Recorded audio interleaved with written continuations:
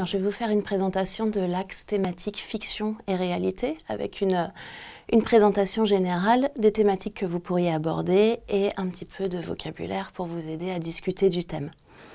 Alors pour la présentation générale de l'axe fiction et réalité, c'est un axe qui va vous amener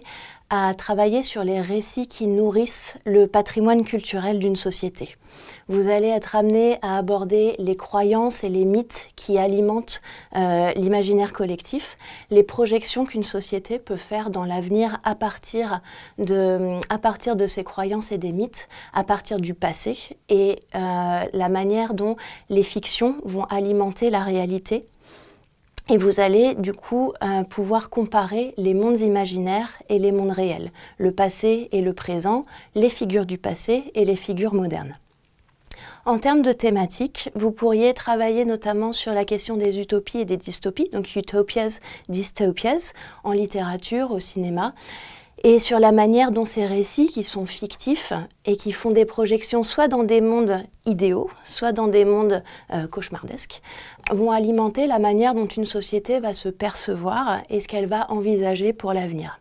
Vous allez du coup, ça va un petit peu ensemble, travailler sur les prophéties littéraires, donc literary prophecies.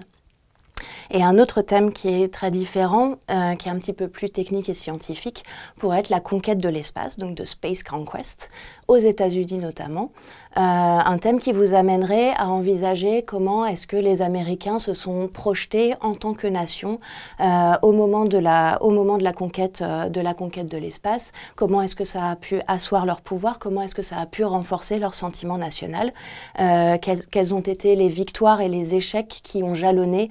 l'idée de la conquête de l'espace.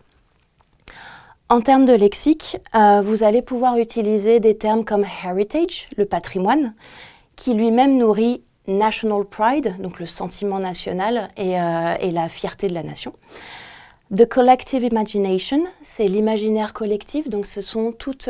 justement ces croyances, ces mythes et ces projections qui alimentent la perception qu'une société peut avoir d'elle-même. Trois termes ensuite qui vont ensemble, donc beliefs, myths et legends, donc les croyances, les mythes et les légendes. Ça va vous permettre de discuter des grands récits qui sont ancrés maintenant dans l'imaginaire collectif. Ça va vous permettre de discuter des grandes figures du passé, des figures modernes qui sont importantes dans la perception que la nation peut avoir d'elle-même. Et enfin, mais c'est un petit peu le plus évident, donc reality et fiction, qui vous permettent de comparer les récits nationaux, la vie actuelle d'une société, les créations littéraires, cinématographiques ou textuelles qui peuvent alimenter la manière dont les individus d'une société vivent leur vie actuelle.